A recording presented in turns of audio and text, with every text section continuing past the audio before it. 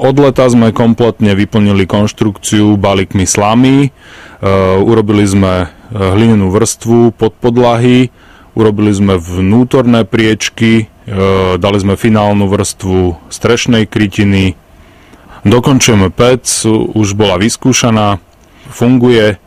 Pec bude vykorovať kompletne celý dom, je umiestnená v strede domu a samozrejme pec je na drevo.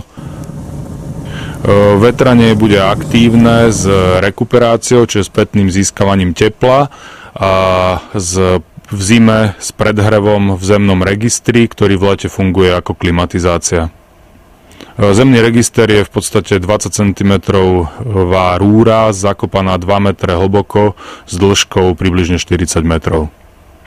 Zvonku sme dali prvú vrstvu kontaktných hlinených omietok. Prvá kontaktná vrstva omietok je čisto hlina rozmiešaná s vodou na hustotu jogurtu.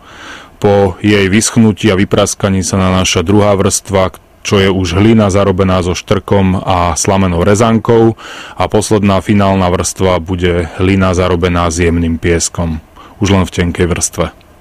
Okná sú drevené eurookná s špeciálnymi izolačnými trojsklami a z južnej strany sú len veľké sklenené výplne stavebných otvorov.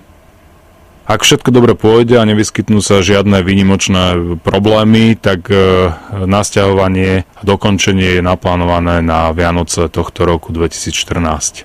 Tu bude vaňa. Murovaná vaňa.